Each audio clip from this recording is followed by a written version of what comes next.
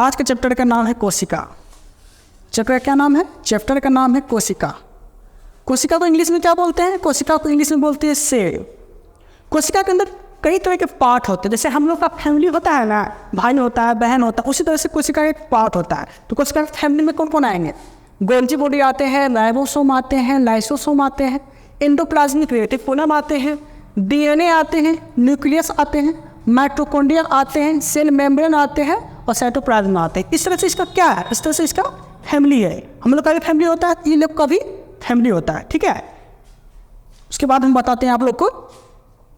देखिए कोशिका, पहली बार कोशिका को देखा गया ना, तो पहली बार रॉबर्ट हुक ने देखा था। कोशिका के अंदर जो मृत कोशिका में जो देखा गया, तो मृत कोशिका कौन देखा था? रॉबर्ट हुक ने देखा था। क्या देखा था? ये देखा था, मृत कोशिका को देखा था। लेकिन उसके बाद एक और वैज्ञानिक आया जिसका नाम था लुवेनहॉग। इसका नाम क्या था? इसका नाम था लुवेनहॉग। इसने तो मृत कोशिका का खोज कर दिया। रॉबर्ट हुक क्या किया था? मृत कोशिका का खोज किया था। लेकिन जो लुवेनहॉग आया ना, तो ये जीवित कोशिका का खोज कर दिया। किसका खोज किया? जीवित कोशिका का खोज किया, ठीक है। और उसके बाद आया रॉबर्ट ब्राउन। ये किसका खोज किया था? ये खोज किया था न्यूक्लियस का। न्यूक्लियस का हिंदी में क्या बोलते हैं? केंद्रक। हिंदी में से क्या बोलते हैं? केंद्रक। ओके दोस्तों, आगे आपसे क्वेश्चन पूछेगा, इस कोशिका, सबसे छोटी कोशिका किसे बोलते हैं? विश्व की सबसे छोटी कोशिका।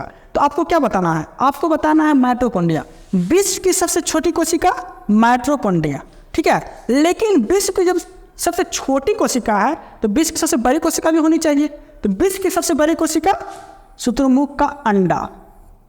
ये क्या हो गया? बड़ा। और ये क्या हो गया? छोटा। सबसे छोटी कोशिका माइकोप्लाज्मा, सबसे बड़ी कोशिका शुतुरमुर्ग का अंडा।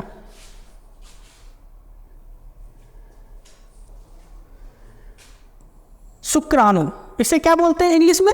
इसे बोलते हैं इंग्लिश में स्पर्म।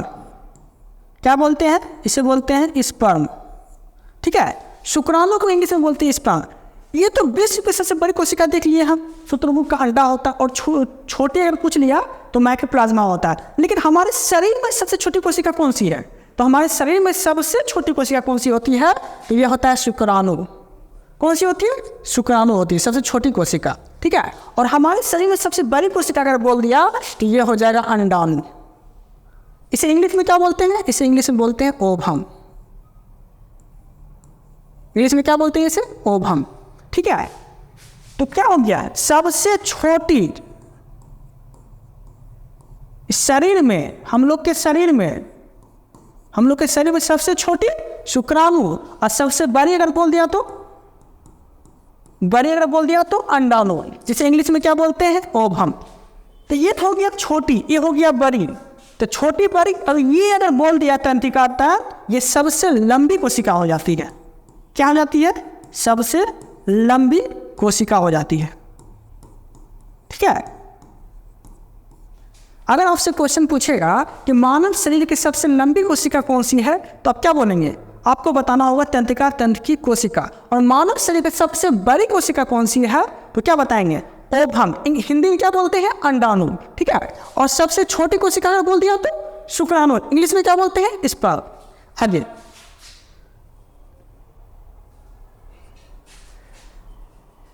जीवदल। एक वैज्ञानिक था जिसका नाम था हक्सले। एक वैज्ञानिक का नाम था हक्सले। इसने सर्वप्रथम बताया था कि कोशिका के अंदर तो बहुत सारे द्रव होते हैं। 95% जो है ना कोशिका में द्रव मतलब होते हैं, और द्रव में 95% जल होते हैं, ठीक है।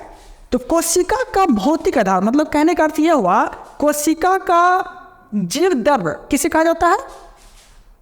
कोशिका को किसने कहा था? जीवन का भौतिक आधार। हमारे जीवन में ये बहुत ऐसी चीज है जो कि अगर वो चीज नहीं रहेगा तो हम लोग नहीं जीवित रहेंगे। उसी तरह से कोशिका का जो जीवन होता है ना, कहीं ना कहीं जीव द्रव में पाया जाता। और एक वैज्ञानिक था जिसका नाम था हक्सले, उसने कहा था जीव जीव दैव कोशिका का भौतिक आधार है। ये किसने बोला था? ये बोला था हक्सले नाम का एक वैज्ञानिक ने।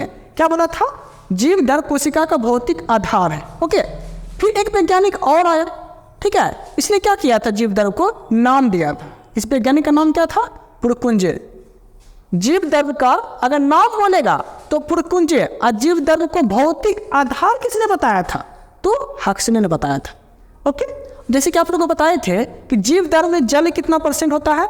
तो जल होता है 95%। ओके,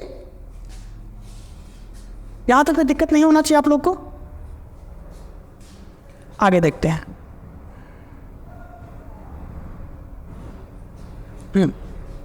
अब देखते हैं ऑक्सीशोषण। आप लोग के मन में आया होगा कि ऑक्सीशोषण होता क्या है और ये किस में पाया जाता है। तो ऑक्सीशोषण मुख्य रूप से क्या होता है? इसे हिंदी में बोलते हैं सुप्त कणिका, और इंग्लिश में क्या बोलते हैं? माइटोकॉन्ड्रिया। इसमें क्या बोलते हैं? हिंदी में बोलते हैं सुप्त कणिका और इंग्लिश में बोलते हैं माइटोकॉन्ड्रिया। ओके, माइटोकॉन्ड्रिया के अंदर जो है ना ऑक्सीशोषण होता है। क्या होता है? ऑक्सीशोषण होता है। एक नजर ऑक्सीशोषण पे डालते हैं, उसके बाद इस चैप्टर पर आगे खींचेंगे। देखिए ऑक्सीशोषण होता क्या है। वायुमंडल में बहुत सारी गैसें हैं, नाइट्रोजन है, ऑक्सीजन है, CO2 है। नाइट्रोजन कितना % है? नाइट्रोजन 78% है। कितना है? 78% है। ऑक्सीजन कितना % है? ऑक्सीजन 70% है, मतलब 70% है। और CO2 कितना % है? तो 0.03% है। समझ लीजिए 0% ही है, ठीक है, लगभग में रहता है। तो ऑक्सीशोषण में काम क्या है? देखिए, ये बहुत सारे वायुमंडल में गैसें हैं। तो हम सांस क्या करते हैं? सांस जब अंदर ग्रहण करते हैं, सांस जब अंदर ग्रहण करेंगे तो साथ में वायुमंडल में जितने सारे गैसें हैं वो भी ग्रहण करेंगे हम, ठीक है। तो वो सारे गैसें ग्रहण करेंगे हम। नाइट्रोजन ग्रहण करेंगे, CO2 ग्रहण करेंगे, ऑक्सीजन ग्रहण करेंगे। तो सारा गैस ग्रहण करके हम कहाँ रखते हैं? फेफड़ा में रखते हैं। फेफड़ा में रखते हैं। जैसे कि आप लोग जानते होंगे कि ऑक्सीजन का परिवहन कौन करता है? RBC करता है। कौन करता है? RBC करता है, ठीक है। ऑक्सीजन का परिवहन कौन करता है? RBC करता है। तो हम चैप्टर पे क्या है? ऑक्सीशोषण पे चैप्टर पे हैं, ठीक है। तो RBC करता है। तो सारा हम गैस कहाँ लिए थे? फेफड़ा में लिए थे, ठीक है। और फेफड़ा में रखने के सारा गैस किसको पता चला था? RBC को पता चला था। तो यही RBC जो है ना, किसको जाके दे देता है? ये जाके दे देता है माइटोकॉन्ड्रिया को। यहाँ जो माइटोकॉन्ड्रिया है M से दर्शा देते हैं, ठीक है। ये सारा देता है माइटोकॉन्ड्रिया को। अब माइटोकॉन्ड्रिया में चल रहा है क्रेब्स चक्र। क्या चल रहा है? क्रेब्स चक्र, साइकिल बोलते हैं इसको, ठीक है। क्रेब्स चक्र चल रहा है। यही क्रेब्स चक्र में क्या होता है? 38 ATP, मतलब 38 ATP का निर्माण होता है और 38 ATP बराबर एक ग्लूकोज बनता है, ठीक है। तो कहीं ना कहीं ऑक्सीशोषण, कहीं ना कहीं ऑक्सीशोषण का काम किया ही कौन किया? माइटोकॉन्ड्रिया काम किया। तो यही ऑक्सीशोषण का काम है, ठीक है। जब हम शोषण चैप्टर पढ़ाएंगे आप लोग को, तो उसमें आपको डिफिनेशन से बता देंगे कैसे क्या होता है, ठीक है। फिलहाल तो सेल का चैप्टर है, तो इसको इतना ही रखते हैं। देखिए 38 ATP और ATP बराबर कितना ग्लूकोज निर्माण होगा? एक ग्लूकोज का निर्माण होगा। कितना ग्लूकोज का निर्माण होगा? तो एक ग्लूकोज का निर्माण होगा, ठीक है। 38 ATP बराबर एक ग्लूकोज का निर्माण होगा। और यही ग्लूकोज हम लोग को क्या देता है? ऊर्जा प्रदान करता है। हम जो इतना बोल रहे हैं, कैसे बोल लेते हैं? ऊर्जा मिल रहा है तभी तो बोल रहे हैं। तो बात को समझिए। तो यही जो है ग्लूकोज ऊर्जा के रूप में हम लोग यूज करते हैं। एक वैज्ञानिक था जिसका नाम था अल्टमैन। एक वैज्ञानिक था जिसका नाम था अल्टमैन। इसी ने माइटोकॉन्ड्रिया की खोज किया था। अल्टमैन किसका खोज किया था? माइटोकॉन्ड्रिया की खोज किया था। उम्मीद है कि यहाँ तक आप लोग समझ गए होंगे, ठीक है। उसके बाद आते हैं राइबोसोम में। उसके बाद आते हैं राइबोसोम। राइबोसोम का काम क्या है? राइबोसोम का काम है प्रोटीन का निर्माण करना। राइबोसोम क्या करता है?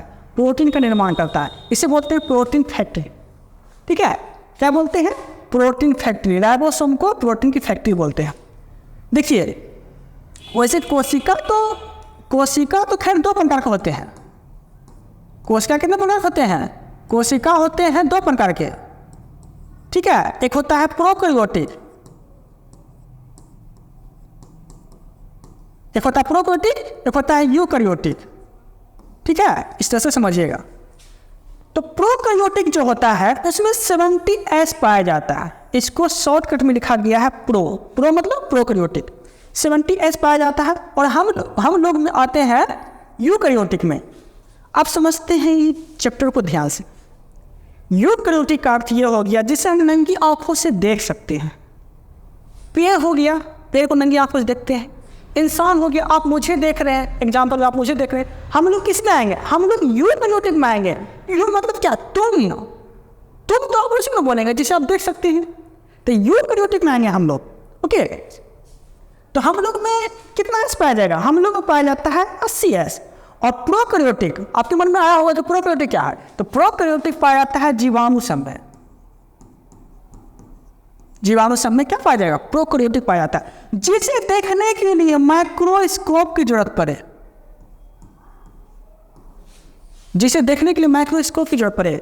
क्या हम, जिसकी बहुत सारी चीज़ होती है, जैसे कि दूध है, या फिर दूध जब फट जाता है, या फिर दही, एग्जाम्पल दही लीजिए ना। दही में कौन सा अथी होता है? जीवाणु होता है। तो लैक्टोबैसिलस जीवाणु होता है। तो क्या आप उसे नंगी आंखों से देख सकते हैं? नहीं देख पाएंगे। उसे तो देख नहीं पाएंगे आप। उस किस में आएंगे? वो 70S में आएंगे। उसे हम नहीं देख पाएंगे नंगी आंखों से। लेकिन अगर आप माइक्रोस्कोप ले लेते हैं तो उसे आप देख सकते हैं। तो क्या समझे रहे? जिसे हम नहीं देख सकते हैं वो आएगा 70S में, और जिसे हम देख सकते हैं, एग्जाम्पल में आप मुझे देख रहे हैं, तो हम लोग किस में आएंगे? हम लोग आएंगे 80S में। 80S में जिसे बोलते हैं यूकैरियोटिक। यूकैरियोटिक। ठीक है, हम लोग आते हैं यूकैरियोटिक में। अब आगे अब देखते हैं गोल्जी बॉडी का काम। गोल्जी बॉडी का काम क्या है? देखिए, अभी आप लोग को इतना चीज समझाए ना, हम कैसे उतना एनर्जी से साथ बोल रहे हैं। एनर्जी, मेरे मुंह में एनर्जी लाके कौन दिया? मेरे मुंह में एनर्जी लाके कौन दिया? ऐसे जैसे कि मुझे भी दौड़ना है, तो दौड़ने के लिए पैर में एनर्जी लाके कौन दिया? किसी को फाइट मारना है तो वो एनर्जी लाके मुझे कौन दिया? यही एनर्जी लाके मुझे दिया ये चीज, गोल्जी बॉडी। इसका काम है ट्रांसपोर्ट का काम। क्या करता है? ट्रांसपोर्टेशन का काम है, मतलब कि यहाँ से एनर्जी उठो के वहाँ पहुँचाना है। बोल रहे हैं हम, ये मुझे ये ला के दिया, ये गोल्जी बॉडी ला के दिया। ठीक है, कौन एनर्जी कहाँ जरूरत पड़ेगा कौन ला के देगा? ये गोल्जी बॉडी ला के देगा। किसी को फैट मारना है, ये देगा एनर्जी ला के, तब एनर्जी से आप फैट मार सकते हैं। दौड़ना है एनर्जी के साथ, कौन ला के देगा? एनर्जी, गोल्जी बॉडी ला के देगा। तो उम्मीद है कि आप लोग गोल्जी बॉडी के बारे में समझ गया होंगे। ठीक है, अब देखते हैं आगे। अब देखते हैं एंडोप्लाज्मिक रेटिकुलर के बारे में। एंडोप्लाज्मिक रेटिकुलर के बारे में। ठीक है, ER का अर्थ हो गया कि एंडोप्लाज्मिक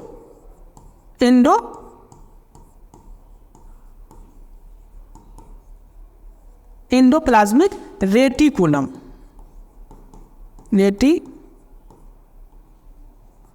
ठीक है, तो इसको हम शॉर्टकट में ER सिर्फ लिख दिए हैं। ई से एंडोप्लाज्मिक, आर से रेटिकुलम। ठीक है, देखिए इसे ना कोशिका का कंकाल कहा जाता है। कोशिका का कंकाल, कोशिका मतलब क्या? सेल।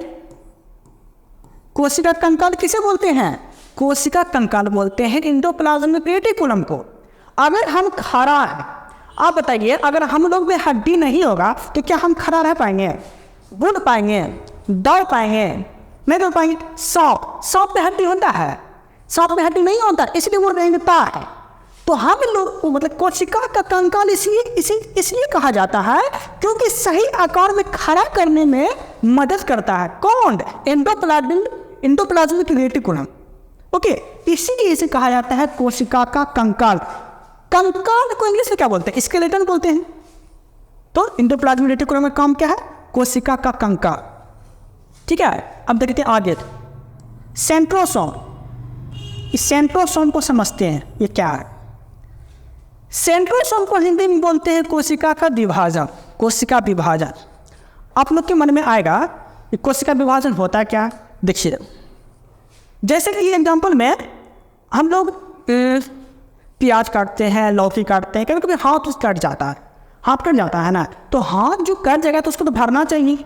हाथ कट गया, ब्लड चलने लगा, हाथ कट गया, तो उसको तो भरना चाहिए। डॉक्टर लोग क्या लगाते हैं, मलहम लगाते हैं ताकि जल्दी सही हो जाए। तो वो जो रीप्रोसेस होता है, रीप्रोसेस फिर से वो मतलब भरा जाता है जख्म, वही चीज है कोशिका विभाजन। ठीक है, वैसे तो हम लोग में समसूत्री विभाजन होता है, जितना कटा है हम लोग में दिखाई समसूत्री विभाजन होता है, जितना कटा है उतना ही भराएगा। ठीक है, तो सबसे ज्यादा क्वेश्चन पूछेगा कि कोशिका विभाजन किसमें होता है, तो सबसे ज्यादा कोशिका विभाजन होता है छिपकली में। कभी आप देखिएगा छिपकली एक पूंछ में कभी कभी कट जाता है, या फिर मारने पर पकड़ेंगे, पकड़ तो नहीं पाएंगे, लेकिन जब उसको छिपकली को जब दौड़ाएंगे तो कभी कभी कट जाता है, छिपकली का पूंछ कट जाता है। तो वो छिपकली क्या बोलेगा, रख लो कोई दिक्कत नहीं, हम नया तैयार कर लेंगे। ठीक है, तो छिपकली का पूंछ तो कट गया। तो सबसे ज्यादा रीप्रोसेस जो होता है कोशिका विभाजन किसमें होता है, छिपकली के पूंछ में। लेकिन ये तो जूलॉजी चल रहा है, जूलॉजी में हम लोग के बारे में पढ़ना है, तो हम लोग अगर पूछेगा सबसे ज्यादा कोशिका विभाजन किस अंग में होता है, किस अंग में होगा, तो सबसे ज्यादा कोशिका विभाजन होता है यकृत में, जिसे बोलते हैं लीवर। सबसे ज्यादा अगर कोशिका विभाजन होता है तो वो होता है यकृत में। ठीक है, इसे क्या बोलते हैं, लीवर। लीवर।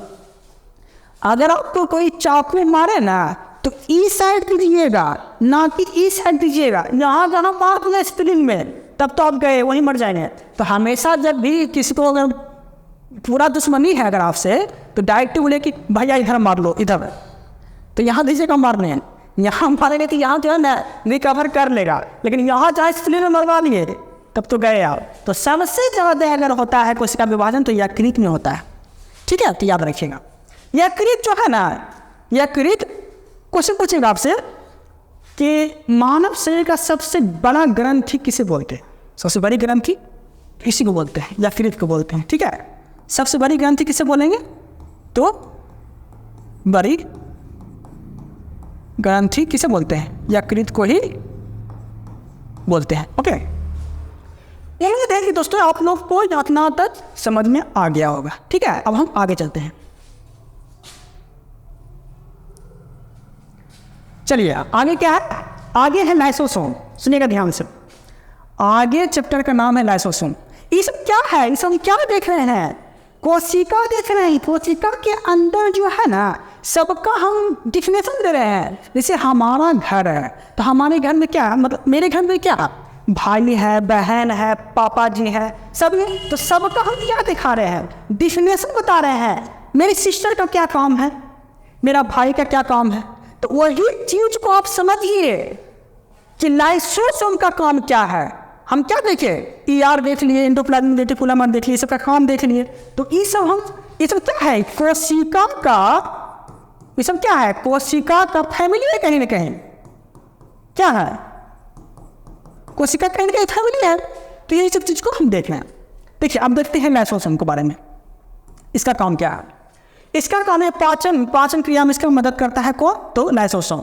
इसके अंदर जल अपघटक एंजाइम होता है, ये सब चीज़ बताएंगे क्या होता है जल अपघटक एंजाइम। ठीक है, इसे आत्महत्या की थैली भी कहा जाता है। आत्महत्या क्या कहा जाता है, थैली। ठीक है, ये चीज़ आप ये सब चीज़ याद रखिएगा। आपको आत्महत्या की थैली किसे बोलेंगे, लाइसोसोम को। ठीक है, एटम बॉम्ब। पहले ये जान लीजिए कि इसका खोज किया था, इसका खोज किया था लाइसोसोम का डी ब्रूवे ने किया था।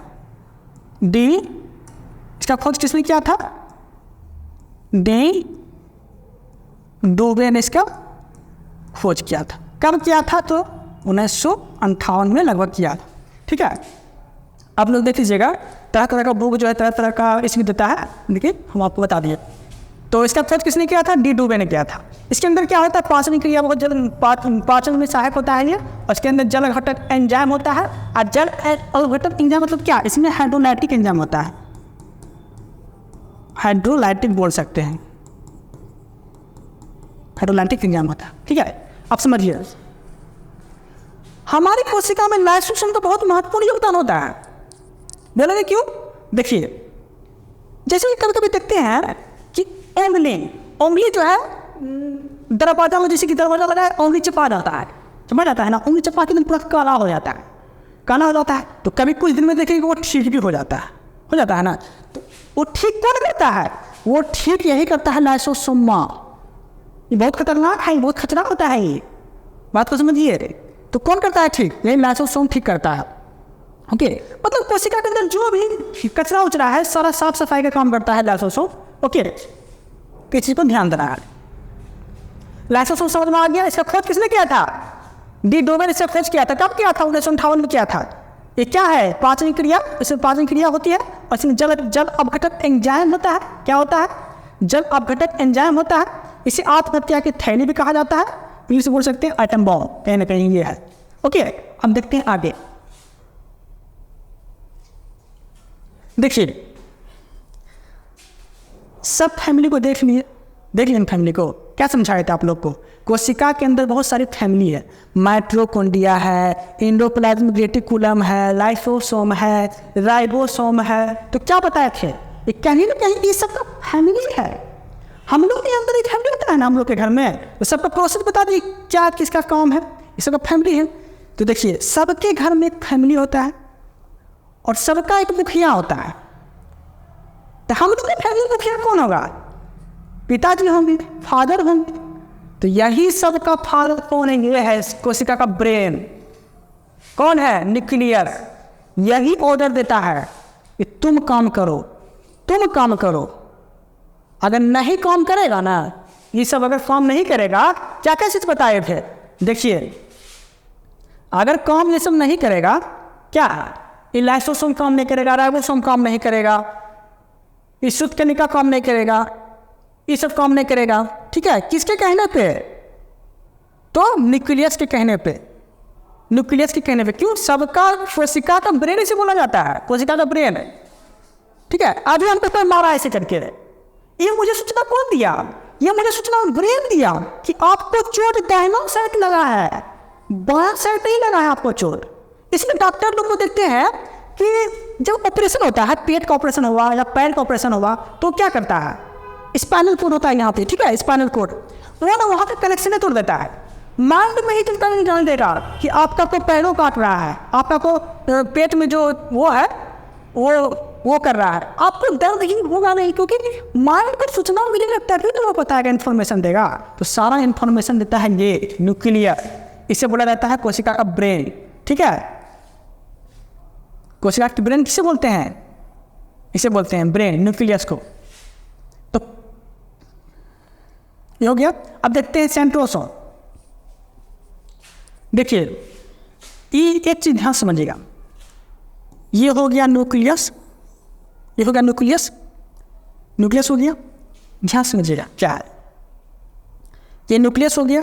न्यूक्लियस को क्या कहा जाता है? ब्रेन, कोशिका का ब्रेन। ठीक है, एक वैज्ञानिक आया था जिसका नाम था वाल्डियर। एक वैज्ञानिक आया था जिसका नाम था वाल्डियर। इसने जब न्यूक्लियस को खोदा ऐसे करके, तो इससे क्या निकला? इससे क्रोमोसोम निकला, क्रोमोसोम। ठीक है, ये क्रोमोसोम का खोज किसने किया था? तो वाल्डियर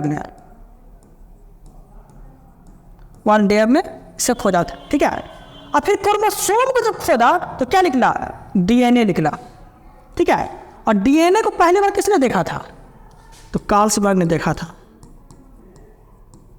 किसने देखा था? तो कार्लसबर्ग ने देखा था। और डीएनए को फिर खींचा तो क्या निकला? जीन निकला। और जीन की खोज किसने किया था? तो जोहान्सबर्ग ने किया था। जोहान्सबर्ग ने किया था। ओके, उम्मीद है कि आप लोग को यहाँ तक कोई प्रॉब्लम नहीं होगा। ठीक है, ओके दोस्तों, आज की क्लास इतना ही रखते हैं। शायद चैप्टर इतना ही था।